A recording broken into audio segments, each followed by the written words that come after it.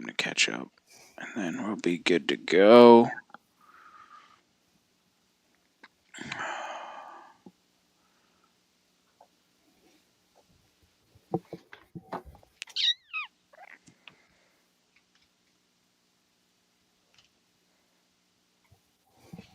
All right, guys, welcome back to the Outdoor Drive. We got Ryan Nye on. Ryan, how we doing, buddy?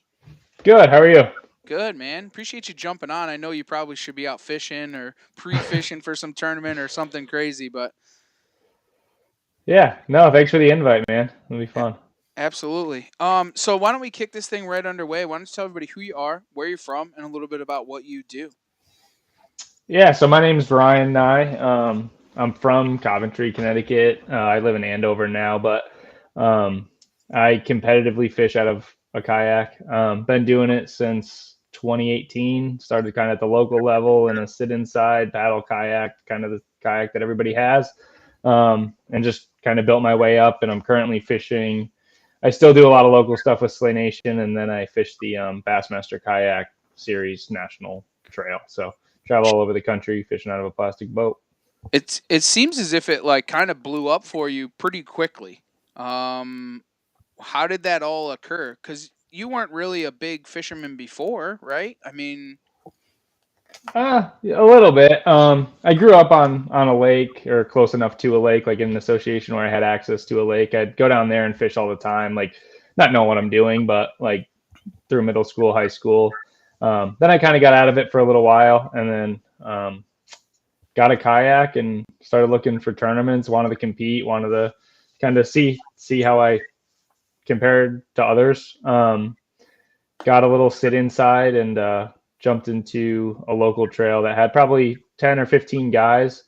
And I actually won my first kayak tournament I ever entered. And I was like, oh, this is the deal. Like I won like $250 and I was like, oh, I could just make money on weekends fishing. Like this is awesome. And then I got my teeth kicked in for probably about 2 years and started doing okay locally, and then jumped to the national scene. I think 2020, which obviously COVID, and maybe 2019, I jumped to the national scene right before the whole COVID thing, and then COVID kind of shut it down.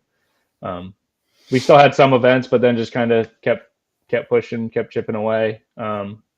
It does happen quick. I had some success early.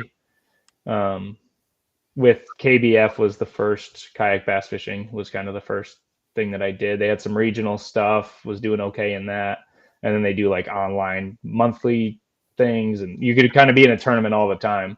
So just put myself on the water as much as I could and started traveling, and yeah. so let's start back at the beginning. So like when you're in the local level and you're fishing those bass tournaments and you kind of get into it, and especially being under, paddle drive, I would say you're not really, you have to set yourself to fish a little bit differently, right? Because you can't get into a big lake and just go to the other end, or like how does that work?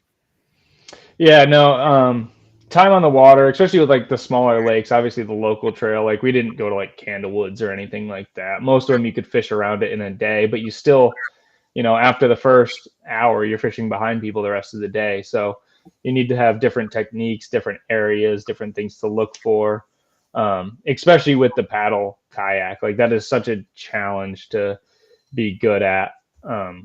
Fighting wind, fighting current, fighting everything, trying to do paddle strokes to move while you're also casting. And but yeah, I guess just, and even still, you just have to have confidence in the area you're in is the big one. We, like you said, we can't just run across the lake. Like if you want to go from here to the other side, you're talking that's an hour out of your tournament. In a bass boat, it's 30 seconds.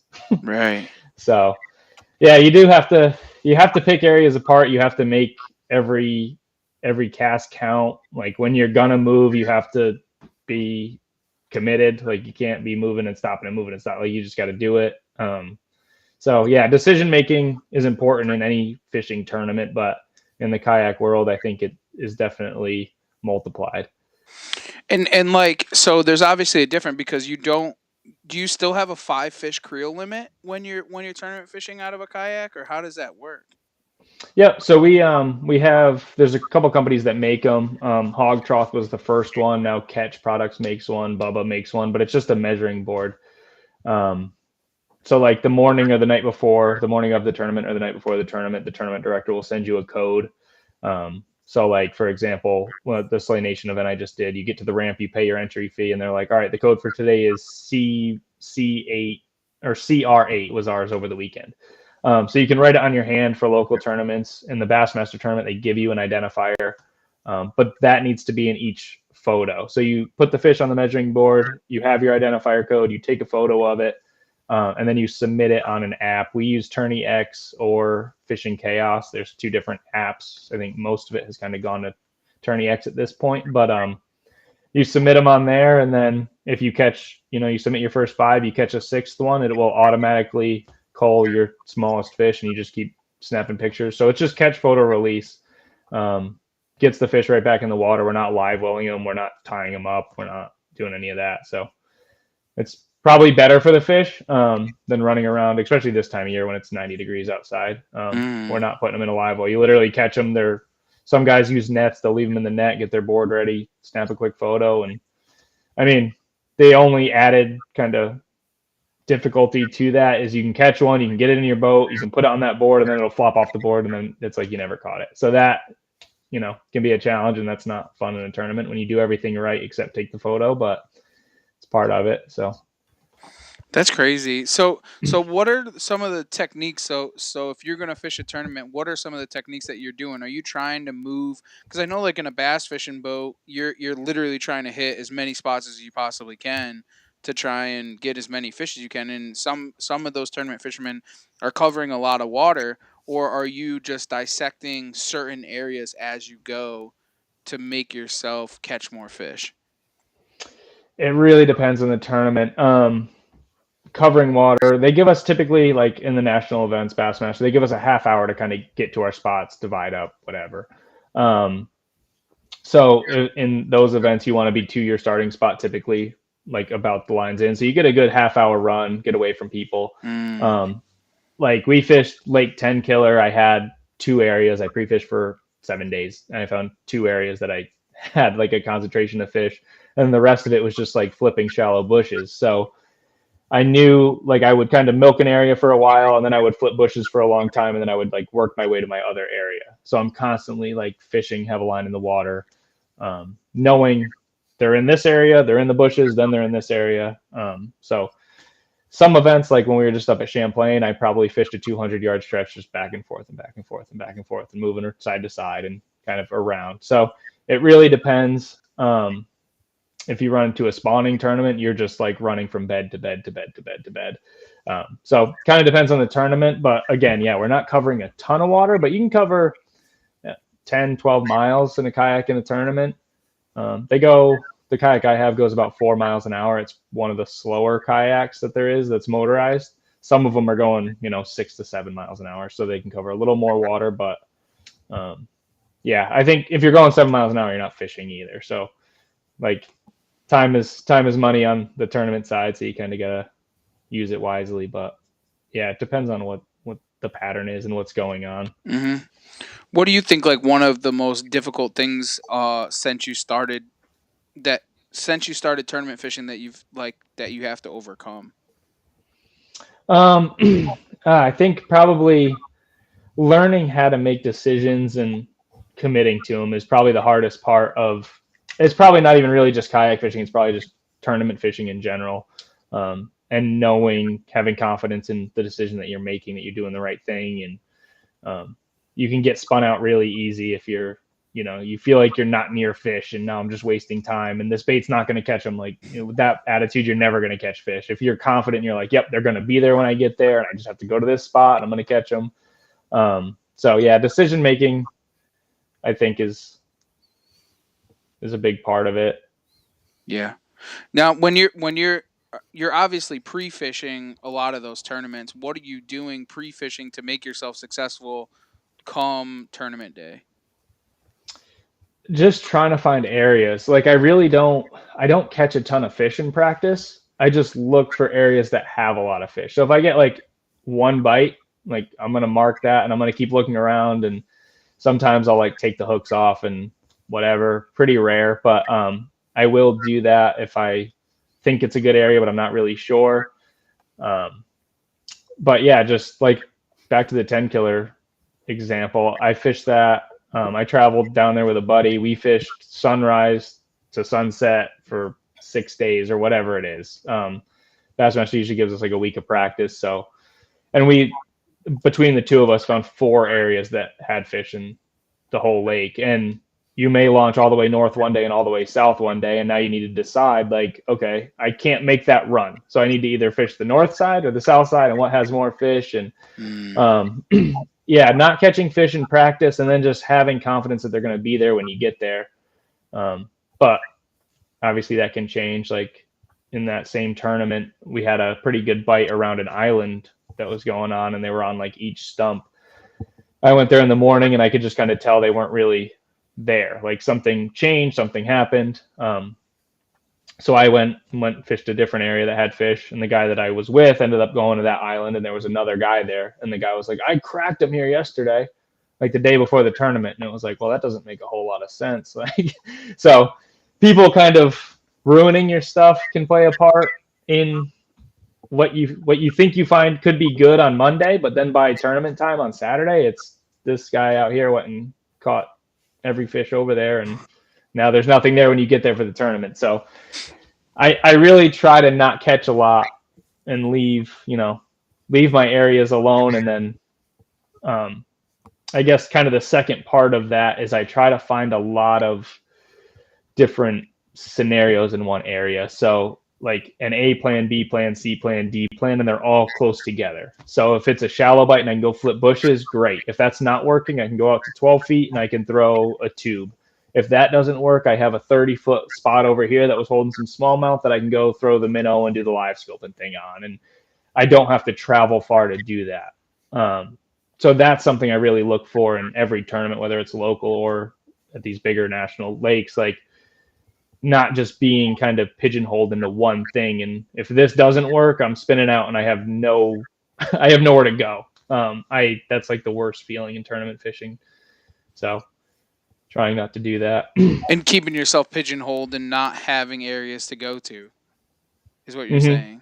Yeah. Yeah. Like you have one little spot and then you get there and Timmy in the tournament cracked him there yesterday, and now there's nothing, and you're like, well, I can't go to the bushes because I didn't catch anything there in practice. I can't go out deep. I have nothing else to go to, and now I'm just sitting here hoping that they show back up. And rarely is that going to work. But if you can kind of adapt and adjust and make those changes and go, okay, they're not in the bushes right now, but let's go try this, or look at your map and go, oh, this looks similar, so let me go try that. And, or you found some over here in practice or whatever. So yeah, just having that A, B, C, D, E, F plan, however many you can get. And then if you show up to your first stuff and catch them, like now you got a lot of stuff for tomorrow. I mean, the national events are 2-day events. So that's the other part of that is managing fish during the tournament when you have to catch them. You got to catch the biggest 5 you can, but also save enough for tomorrow.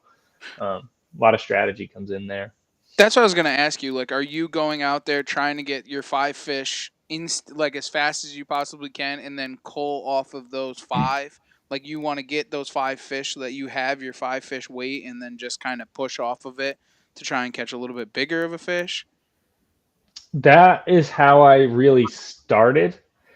I remember talking to a buddy down in Florida, and I was like, oh man, I got this area and I know I can go catch 5, and I got this area where I know I can go catch fish and they're going to be better. And he was like, well, if you go catch 5, you're going to finish in 130th if they're all 12 inches. Like that's our minimum. So you're not really doing anything. If you're not fishing for the right fish, then what's the point in catching 5? So that kind of flipped my mentality. So now I just kind of start looking for the right 5. And if you get those right 5 bites, then you're in the top. If you go fishing for a limit, you're wasting the first 3 hours because you still need to call all those fish. You're not, so that kind of flipped my mindset and how I tournament fish now. And just, yeah, you may not get 30 bites, but if you get 5, you're going to be in the right realm. And then it's always nice too to have an area close to that where it's like, okay, if I need a bass, I can go over here and I have a good chance of catching a keeper. just in case things get a little don't go as planned. So Now, when you're trying to target those bigger fish, are you throwing a certain lure to try and get a bigger fish, like a bigger bait or anything like that, to try and find those bigger fish? not necessarily. I think it's mostly area dependent. Okay. Um, when you're catching a lot of small fish, it's very rare that you're going to find a big one with them. If you're catching those bigger quality fish, they tend to hang together, um, especially on bigger lakes. Like if you're around like those 12 inches, you'll catch them all day long. But the big fish aren't going to compete with 50 little ones for Right. food. Like they're going to go out by themselves and find their own food and that sort of thing. So like when we were just up at Champlain, if you went shallow, you could throw a tube and catch 30 fish a day, and they were all 16 inches. But if you went out and fished in 60 feet, you could scope around and find, groups of 3 or 4, and those were all going to be 18 to 20 inches. So going to the bank doesn't make a whole lot of sense. You just got to go out there and put in the time and try to find those better caliber fish. And that's just, I mean, not saying they will never be together, but it's pretty rare that they are. So same bait, same technique, same things, just finding the better size concentrations. Yeah. Now, do you feel that the technology, as it's improved, has made the fishing a little bit easier? Yes and no. The live scope stuff, of course, it makes it, I guess, easier, but it opens up areas of lakes that you would have never looked at before. Like at Champlain, I was catching them in 60 feet. You're not going to go fish out there without it. Like you're just going to beat your head against the wall, and you might catch one or two throughout the day. But um, so with that, like easier, it's sometimes, but you can Right. also waste a lot of time, and you can fish and look around out in deep water, and they're just not there. Like but Does it now you have like have to its go look because you have the option and you can see them if they are. So but it has its own challenges to it, I would imagine. yeah, yeah. There's I don't know. Obviously, I'm sure you guys have seen all the controversy about it, and Well, not really, because we're not really huge bass fishermen. So we honestly I mean, I see it from time to time, right? Guys say it's yeah, cheating and whatnot, but not really. I mean, we're not really in that world, so I don't know. yeah, yeah. Well, guys compare it to like spotlighting deer. I think that's a crazy analogy. I think it's more like if you took a drone and went and found deer, and then you need to get within 20 yards of that deer with your body. Like that's kind of how, like, to compare it to hunting, that Right. side of it. Like, yeah, they're there. That doesn't mean you're gonna get within 20 yards of that to shoot it with a bow. Like, um, so I think that's more how it sets up I, than s- st- spotlighting deer. Like if I cast to a fish, I'm not out there snagging them, like just reeling them in. You know what I mean? right. Like, you still have to get that fish to bite. You still have to get that fish to react. You have to present your bait correctly. You have to, S- do all of the right things to get that fish to commit to the bait. Um, so I I'd have I, to. I don't It's know. funny is as you're explaining this. I'm not laughing at you at all. It's Good. just a side thing. Yeah. Thanks, Sam. Appreciate the laugh, bud. The it's just funny that it all played out in the way that you said it, because there's some stuff going on in the background that's it's just kind of funny. So there There's funny I stuff would everywhere. yeah, I would kind of relate it to the fact of like getting a big buck on trail camera and then having to try and go in there and kill that deer. It's kind of in the same analogy, right? Because you Like see the yeah, fish, like a but cell. now you got to get the fish to bite. Yeah, Yeah, which is kind of that thing that Pope and Young's doing, or Boone and Crockett. Yeah, Pope and Young's doing with the cell cam, instant right to your phone, and then running out to the backyard and or whatever the backfield and shooting one. Mm. yeah, yeah. It is, and I get the argument of it's cheating. I get it. But I think the people that are saying that are people that have probably not used it and gone out and stared at the thing and cast it at 500 drum thinking they were bass. Yeah. Like there's so many fish in our lakes, and you can sit out there and waste so much time casting at carp and drum and pike and pickerel and like fish. Like Champlain, I caught a pike in like 45 feet on the bottom on a rock. Like you cast at that fish thinking it's a bass. Like you can waste your entire tournament day looking at it. But you watch the pro guys do it, and it's like, oh, this is so easy. You just put it in the water and just cast. They bite, you reel them in. Like it's pretty rare that that's how it happens. I'm not a big bass fisherman at all. In my opinion, the only thing I don't like about that shit is like anything in the outdoors that I try to do, I'm trying to get away from a screen. I'm trying to get away from a computer or my phone and like enjoy nature. And then and it's not just bass fishing, it's all outdoor sports. Technology's taking over and we're like kind of back to looking at screens and not what we're really out there to do. But other than that, like it's incredible the shit that we can do with technology. Yeah. No, it is. And still, like, if I had the choice to go catch them on a frog or go catch them in 60 feet, like I'm going to throw a frog. Like it's definitely not my favorite thing to do. You're like this all day. Your neck's sore. Your back hurts. It's like, what are we doing out here? But if that's what you got to do to compete and win in some tournaments, like that's what I'll do. But like 10 killer, I caught all of my fish without it. And then like it's kind of funny because we get camera boats or like a camera boat that's out there. And the first day I did pretty good early, and I was like, let me go out to that like scoping spot and just see if I can catch them. And if you're up in like the top, they'll try to find you and be like, oh, what are you doing? Da, da, da. So he pulled up on me, and I was like, everyone's gonna think I was scoping on these, and they're gonna be commenting all over Facebook about how it doesn't count because I'm a scoper and da da da. Sure enough, I don't even think I put one of those fish on the board.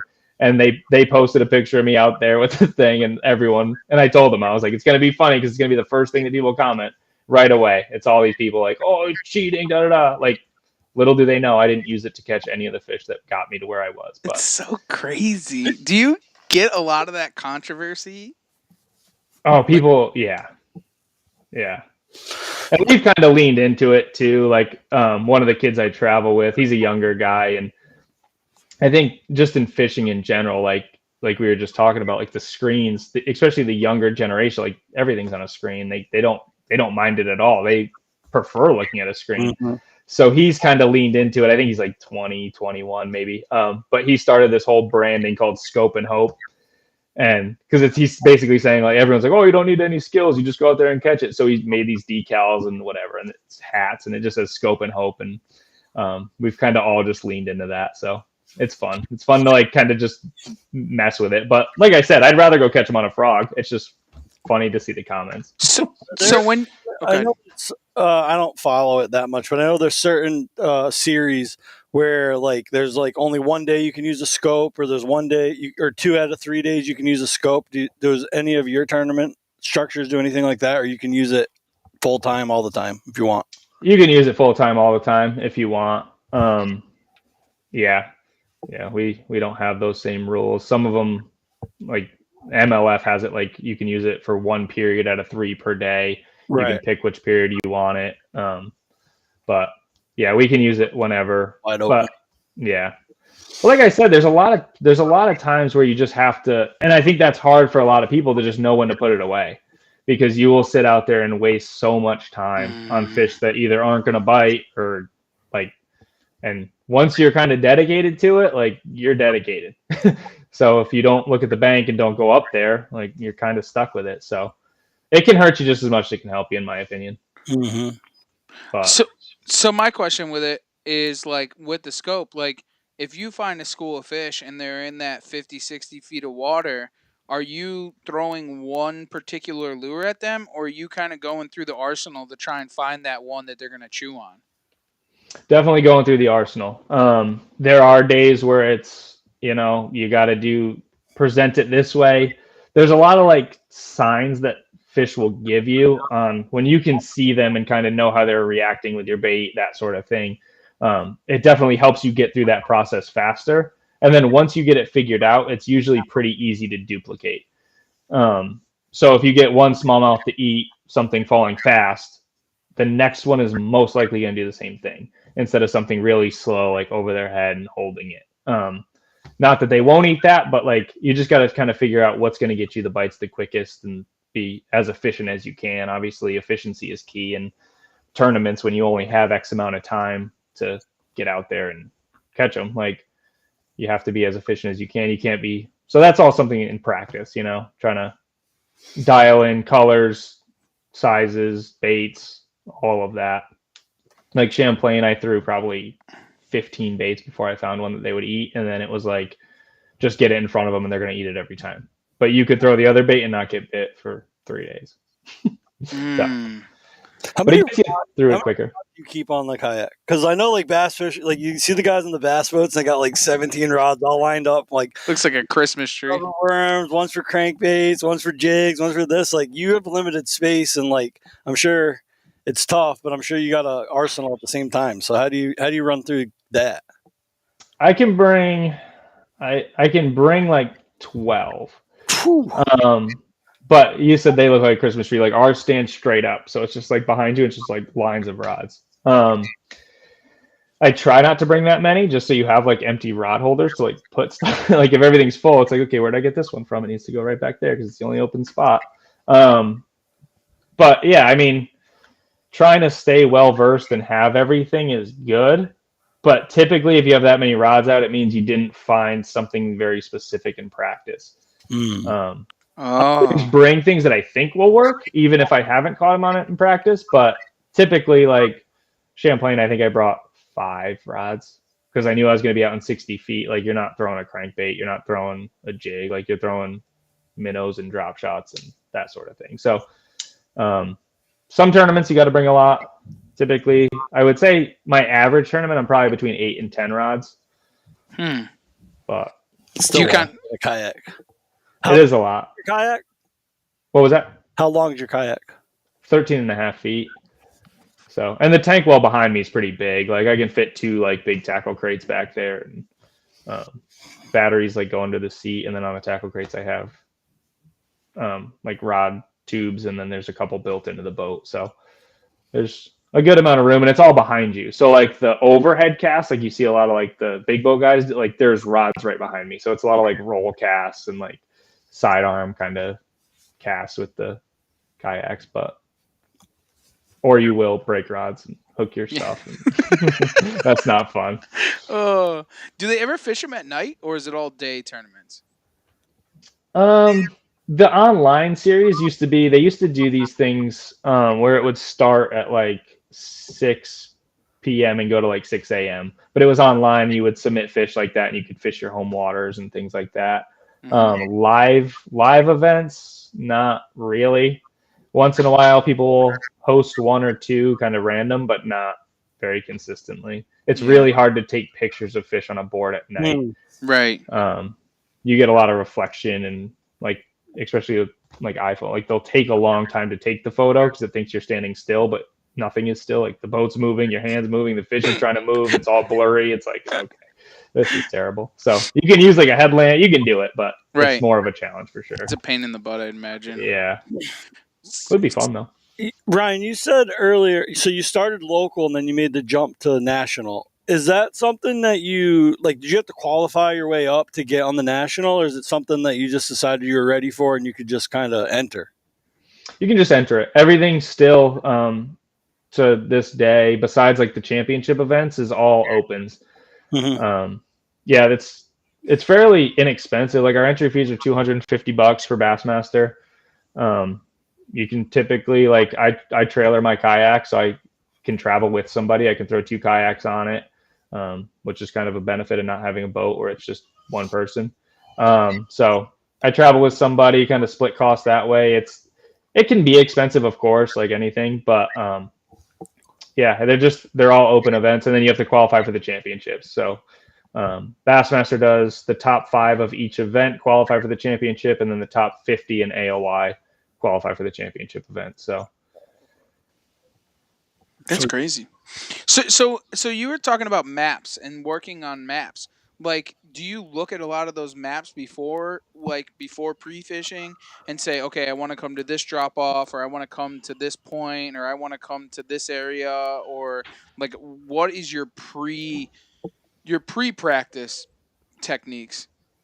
Yeah, a lot of map study, Google Earth, just trying to figure out, contours, that sort of stuff, figure out where things are. You can go find some things have like it'll tell you like where there's brush piles in the lake, where there's this, where there's that on like state websites where they put that information, which typically Right. those aren't the best spots, but you can find out a lot online. Um, yeah, and then I mean, watching old tournaments can be beneficial, but typically, again, if someone wins there once, like that spot's probably never the same again. Mm-hmm. But it'll give you kind of an idea on like what the fish are doing or like the depths to look or things like that.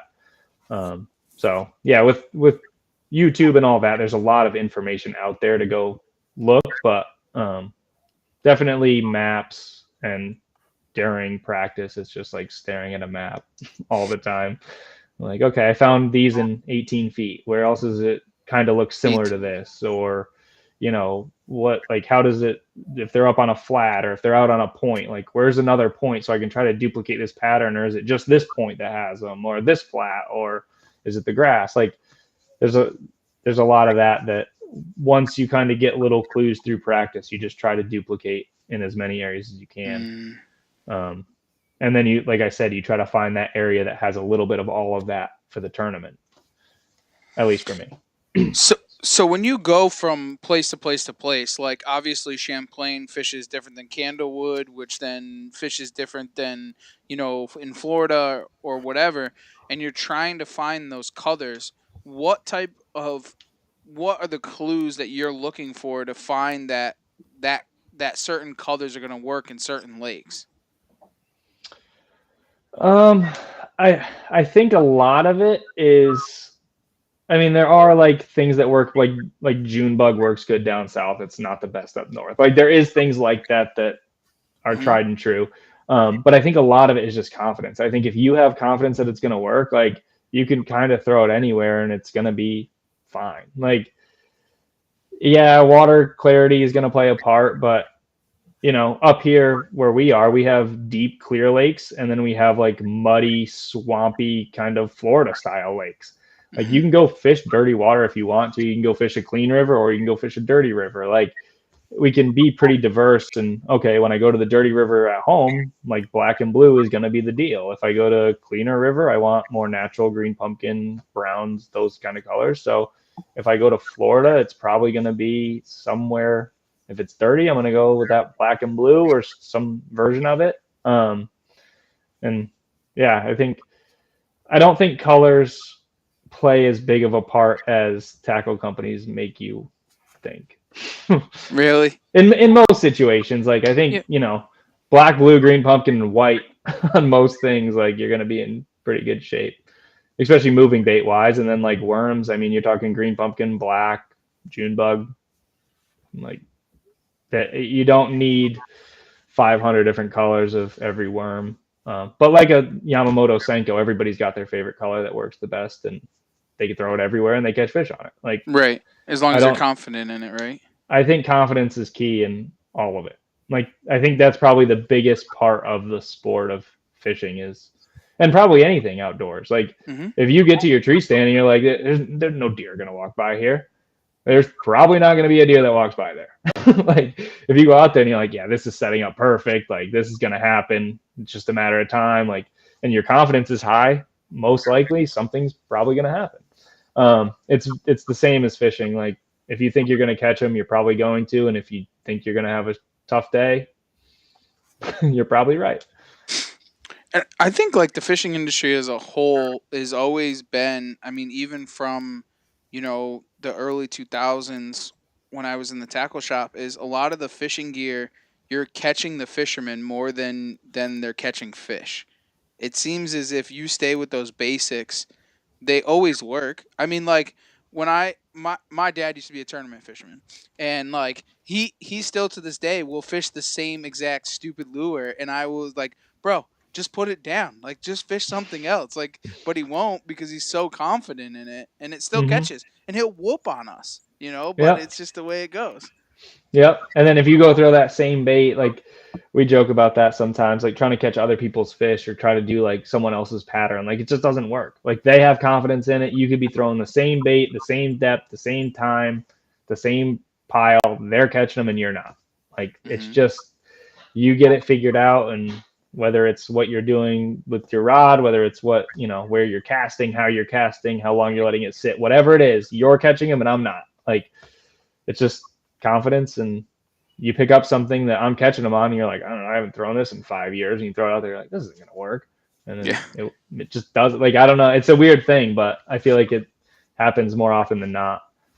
It's so true. Catching somebody else's fish is nearly impossible, at least for me. Yeah. I mean, I totally agree with you. What like, I could send you pins on the home lake, and it doesn't mean you're going to go there and catch fish, because what log, what place, where those fish were sitting, what they were doing, how they took the bait, if it was some type of twitch that you did, or who knows. It's kind of crazy, to be honest with you. Yeah, no, and you get that a lot. Like a lot of people are like, oh, do you have spots on this lake that are good? I'm like, yeah, I have spots that have been good, but I've also gone there and not caught them. So like, do you really want these spots that might not be good? Probably not. Like you have to know like what you're looking for. Like you said, like, I can give you a point on a map, but if you go there, you're like, okay, it looks like nothing. But if you look at it from this angle, there might be a log or a stick or a rock, or maybe the fish set up on the back side or the front side.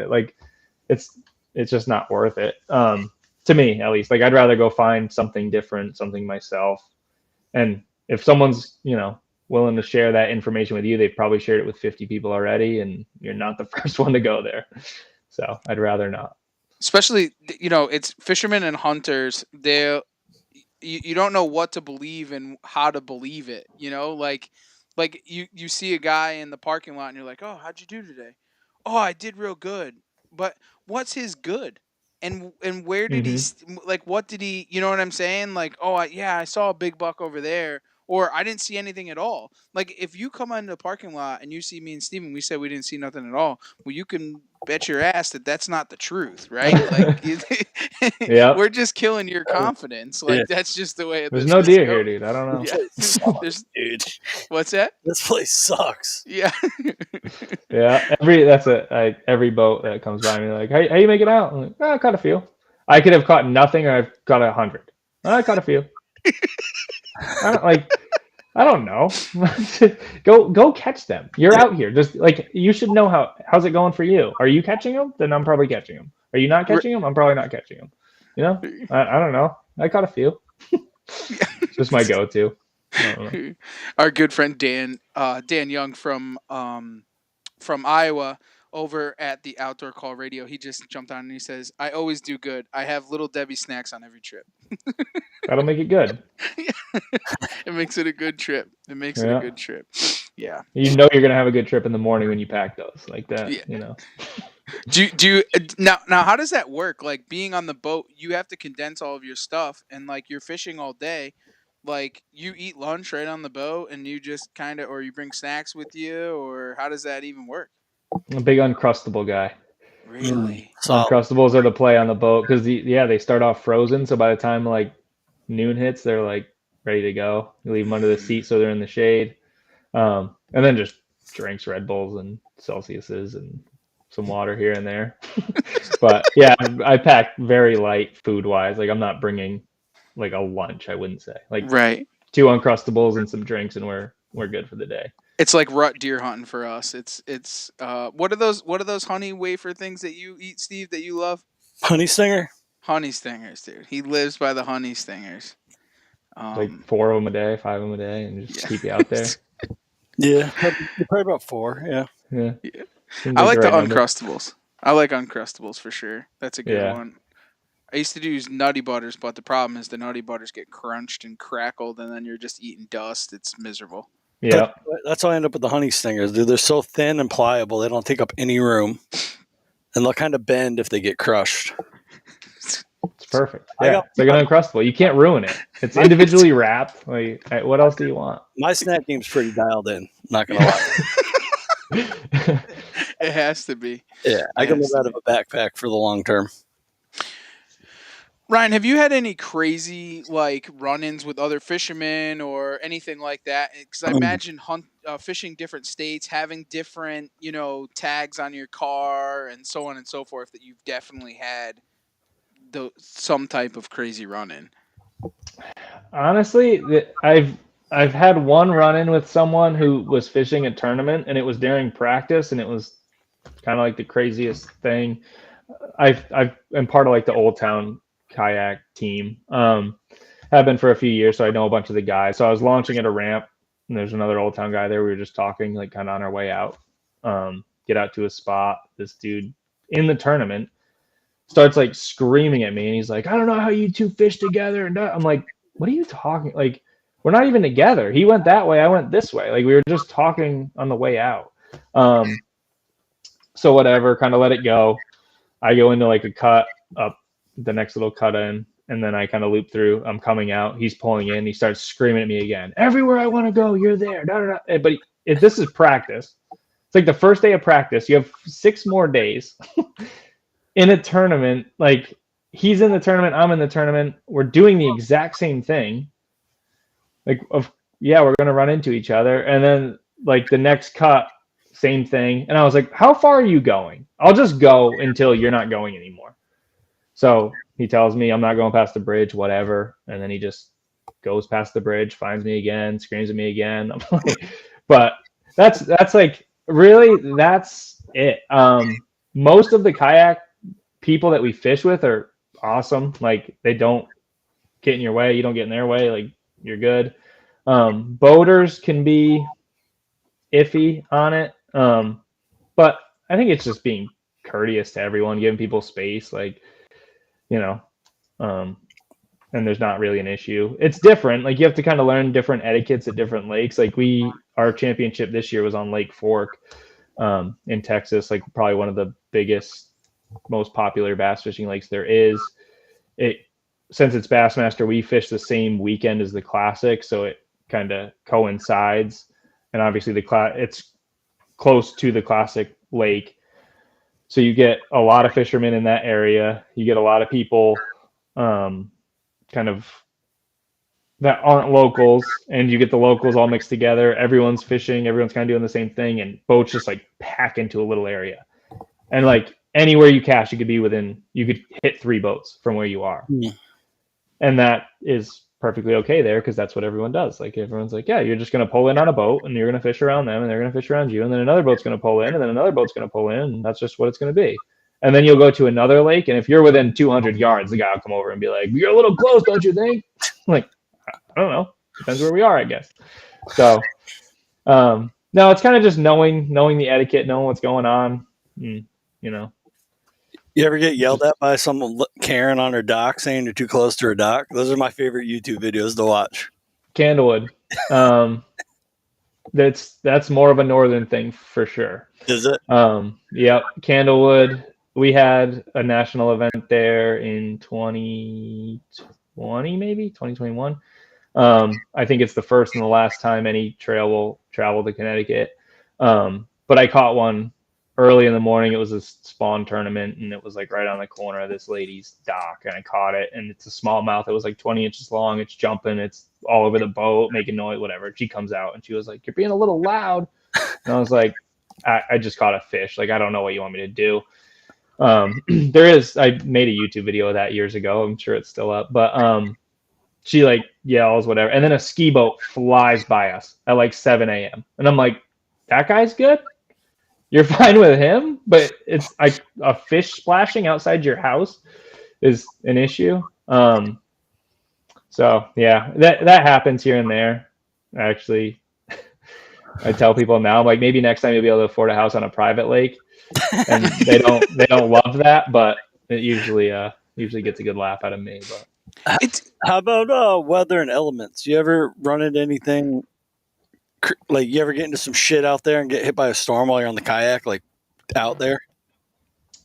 No, not too bad. and I'm kind of I'll go out in anything. Our kayaks are really stable. Like I think a lot of people think like kayak fishing, you're sitting in like a paddle kayak that's like tippy and Yeah. like your everyday kayak. Like I stand and fish in my kayak. It has a trolling motor integrated in it. You like, spot lock, all that stuff. It's very stable. So I'm not worried about like weather. But with that being said, like day 2 of Champlain just got canceled because of high wind. So the tournament directors will typically take us out of that and not make that part of the equation. Part of it is because they'll just be going around picking up plastic boats all day long, and then the other part is obviously safety and that sort of thing. Just waiver, like you sign a waiver, but it doesn't really mean anything. So they just try to keep us safe. And with the way that we like what we get, so like at Champlain, they'll send you like a launch list, every public launch that's available on the lake.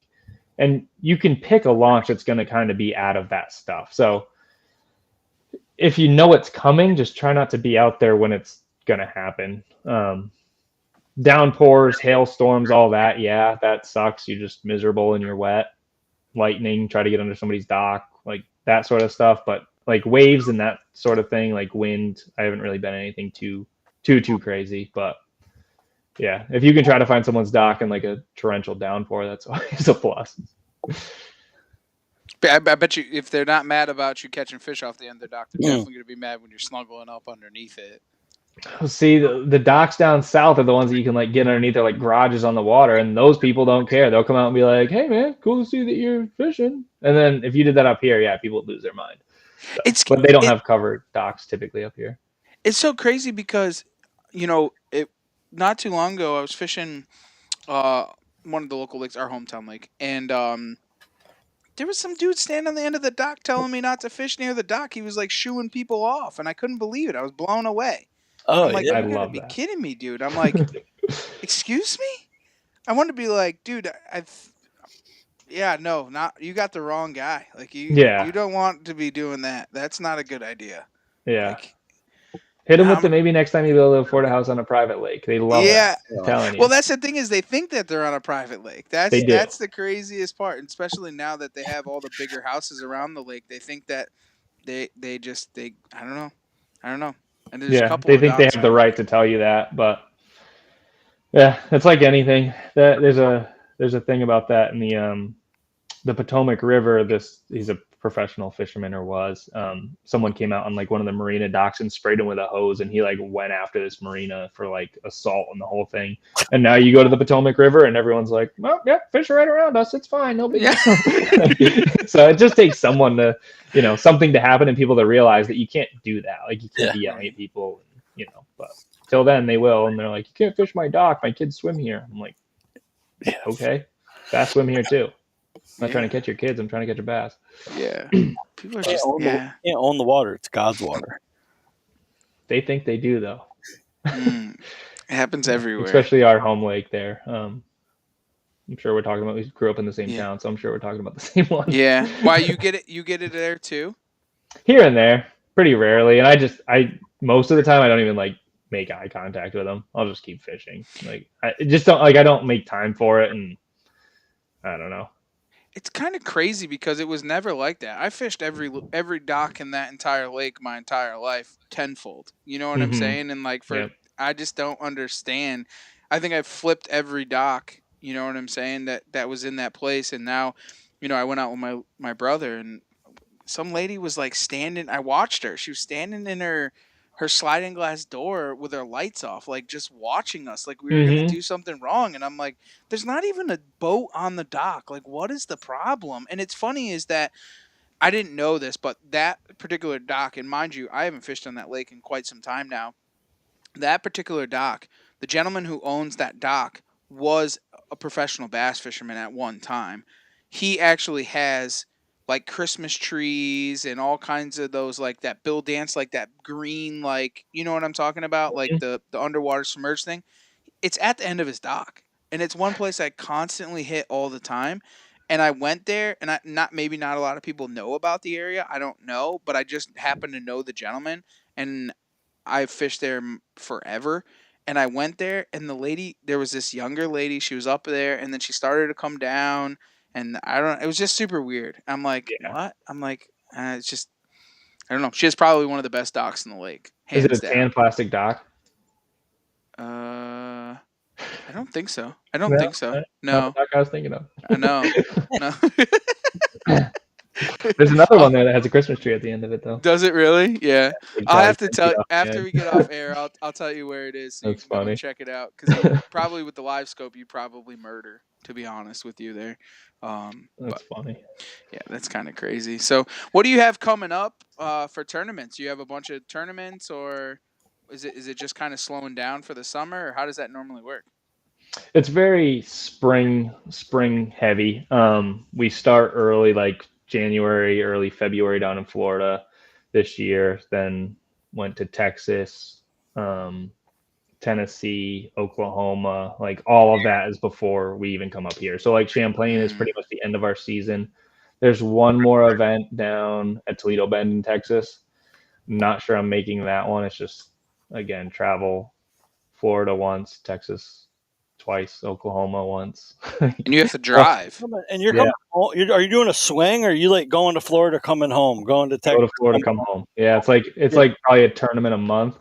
So yeah, you're taking 7-8 days off work and traveling down there and leaving the wife and the baby at home and they actually came to Florida with me, which was nice. But most of them, yeah, you're taking all that time. So Bassmaster takes your best three like scores for the year for Angler of the Year. And I'm lucky enough to have already qualified through like point or through like where I finished at events to have qualified for the championship. So if I go to Texas, it would just be to try to win AOI. So I don't know if I'm going to make the trip down there. But the flip side of that is kind of our local stuff is like midway through the season. We got probably 6 or 7 events left. I think we have a Slay Nation Kayak Series event on Mansfield Hollow on the 23rd. Awesome. We just had an event at Colebrook.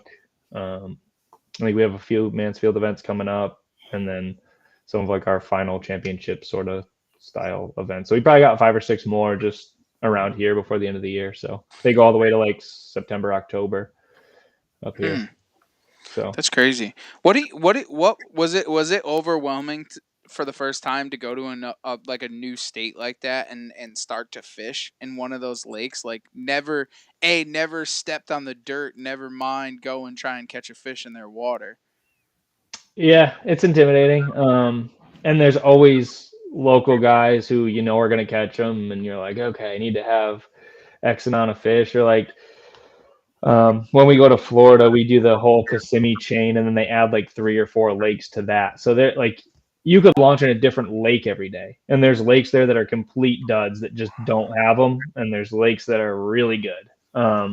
Like when we were down there, we had a 200 probably person field, and I fished a tiny lake, and there was probably 70 people there.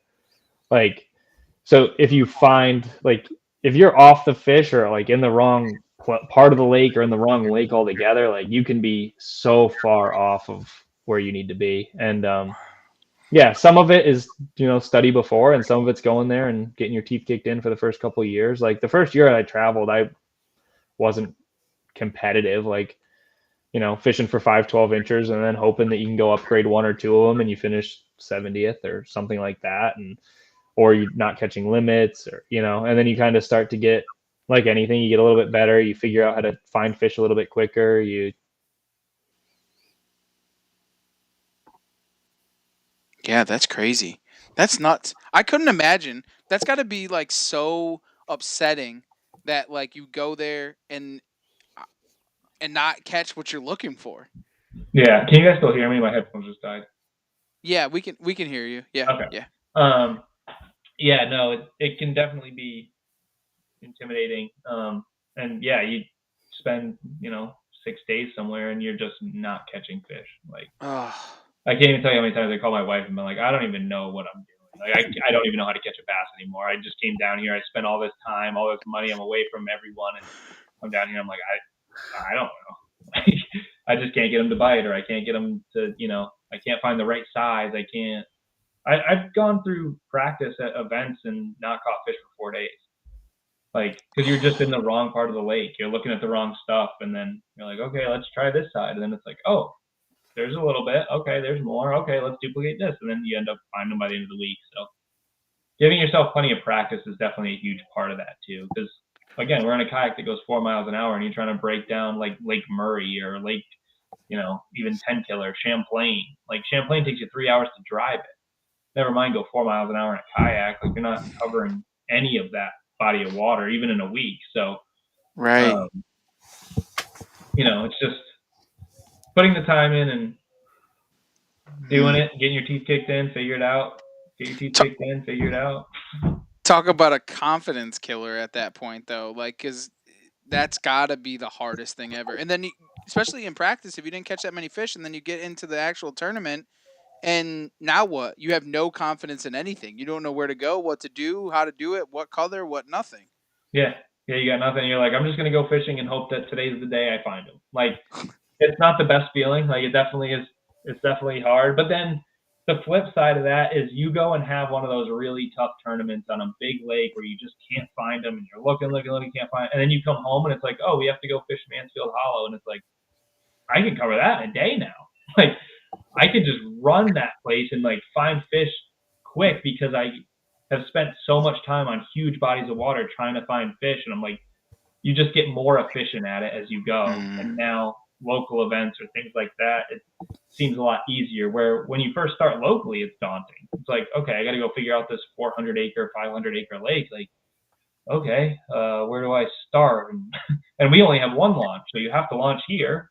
But what if they're on the other side of the lake? Like, when am I going to get there? And then some of it's timing. Like, you got to be over here first thing in the morning, or, so the more that you go and do it, the more efficient you get at it. And then it seems easier, like at the smaller lakes. And then the bigger lakes start to seem smaller, if that makes sense. Because you can dissect them differently. Yeah. Yeah, and you kind of know what you're looking like. Okay, I'm going to go look for a shallow bite today. That's probably going to be over in this area. Or I'm going to go look for a deep bite. I think this area looks best for that. And then kind of just go off that. And, I don't know. Yeah. No, I think you're obviously doing something right. So. Yeah, there's a lot to it, though. It is a lot. And it's a lot of decision making. Like, you could make the wrong decision and think about it think about it and waste time, like I started doing this thing, and it definitely hurts me and it definitely helps me, but I'll if I'm like, all right, do I want to go over there? Do I want to go over here? Like, and I start kind of second guessing myself. I go 5, 4, 3, 2, 1, and then I just decide. And whatever I say then is what I do. Instead of letting myself let me keep thinking 5, 4, 3, 2, 1, go to the point. Okay, boop, motor up, go to the point. Like, no more second guessing, no more thoughts, just do it. Because if you're sitting there and you're second guessing, you're just wasting time. And You're not confident in what you're doing at that time. So you need to be doing something confident in. I like that. Does it work? Yeah, it works a lot. It's hard to make those decisions. It's hard with anything. And that's really how I've kind of just done it. And it kind of makes you just go with your gut. And typically your gut's going to lead you in the right direction, but it's not a foolproof plan. No. Well, it could have been worse, or it could have been better. You never know, because you went and did that one. So at least you made a decision. Yeah, you decided, and it either paid off or it didn't, and you got what you got. And it's like we say at work: do something, even if it's wrong. Yeah, just do something. Do something. Ryan, it's been an absolute blast, man. I'm going to ask you one last question, man, and that's what drives you outdoors?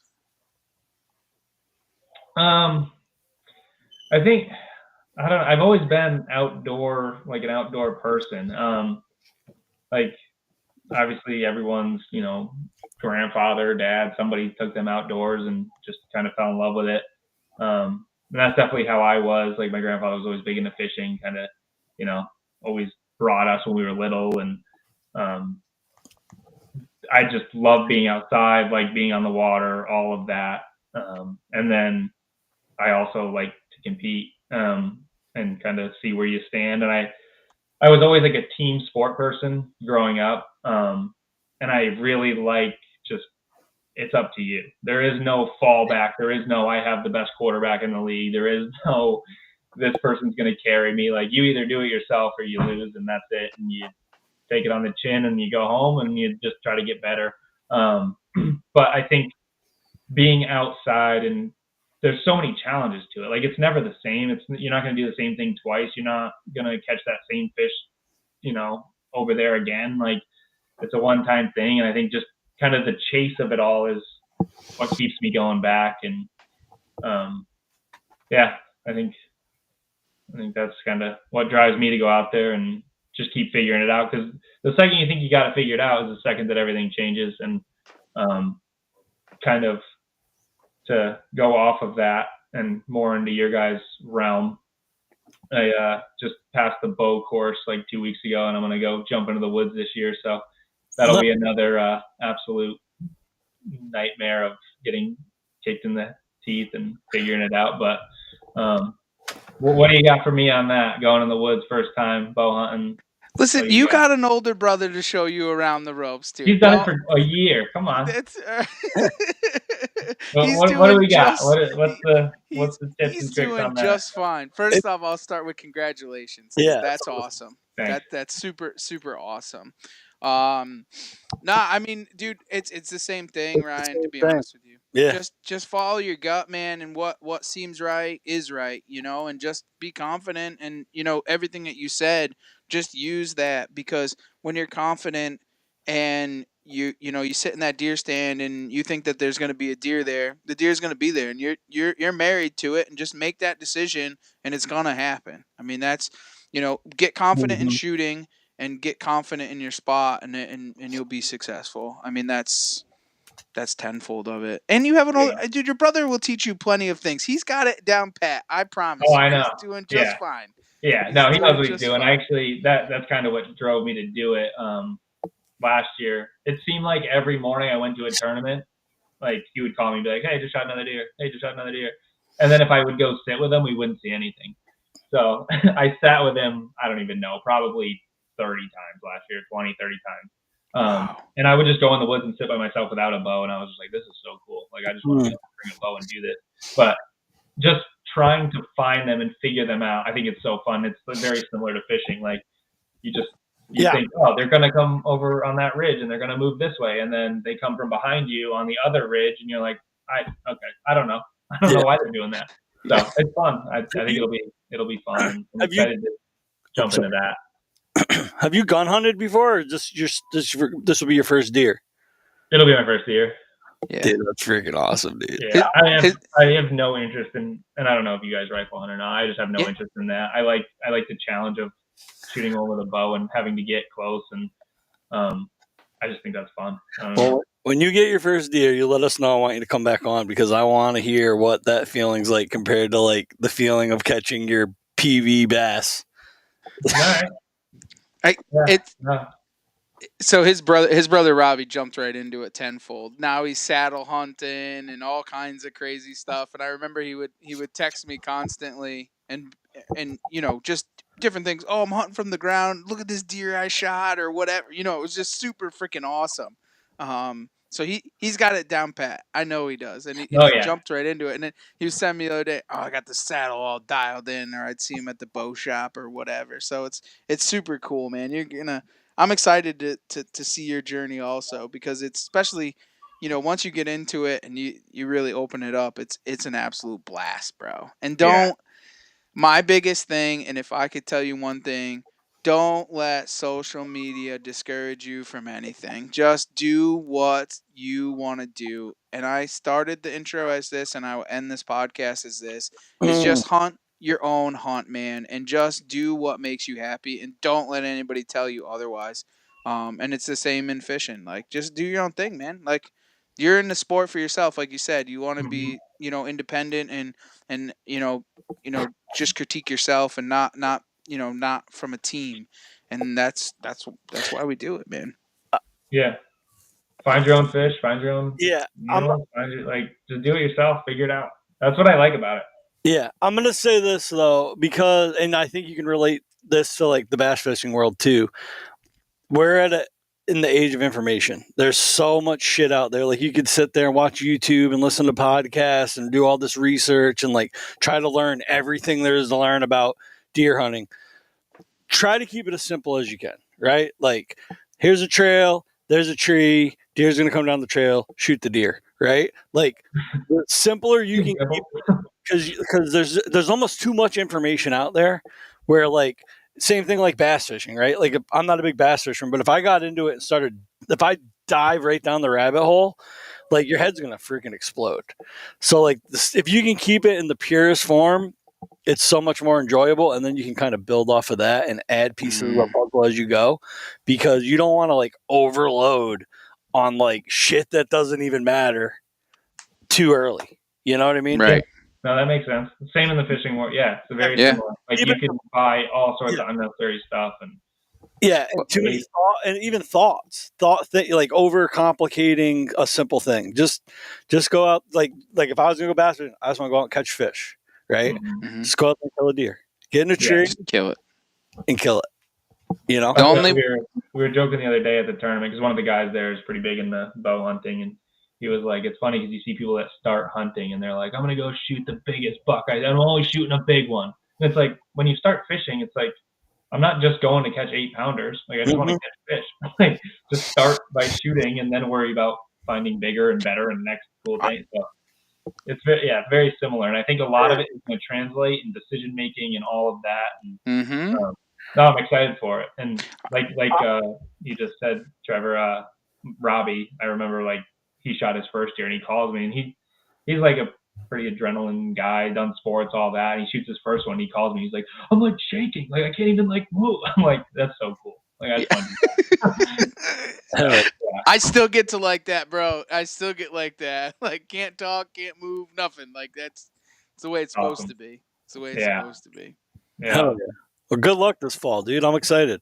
Yeah, thank you. I appreciate it. No, this is a lot of fun, guys. Thanks for having me on. It was cool. Absolutely. And you know, one thing, you know, to tag along to just kind of wrap that up is, you know, there's the only way to learn how to kill deer is by killing deer. So don't go out there and try and shoot a 150. Just shoot the first deer that walks by. Just shoot them. The only way you're going to learn how to follow a blood trail, the only way you're going to know how it works out is by killing them. So just kill the first thing you see, and then just it'll all fall in line from there. Ryan, can you just tell everyone where they can follow along with you on tournaments, YouTube, so on and so forth, if they kind of want to check you out and see what you got going on? Yeah, you can follow me Facebook, Instagram. Just I guess Instagram is rnye15. I have a Ryan Nye fishing Instagram that I don't post on a ton. That was my R915 one got hacked, so I made another one. But follow that one. That's the one that I kind of keep updated. YouTube is just Ryan Nye Fishing. There's a few videos on there. And then Facebook's just my name, and try to put content out quite a bit. Some tips, some tricks, tournament stuff, recaps, yada yada yada. So always there to help. And if you have questions, anything like that, feel free to reach out. But it's all kayak fishing related stuff and travel and whatnot. So awesome, Ryan. It's just as good as I thought it was going to be. I appreciate you jumping on, Ryan, and the best of luck to you. And I cannot wait. And make sure that you hit up our Facebook page and get on the Outdoor Drive so that we can drop you down in the killer's corner. That's a super cool thing that we do. I'll tell you about that after. So, but for everybody else, go and check out Ryan. Follow along in his tournaments. Wish him luck. And for everybody else, thanks for taking the ride right here on the Outdoor Drive. Do, do, do.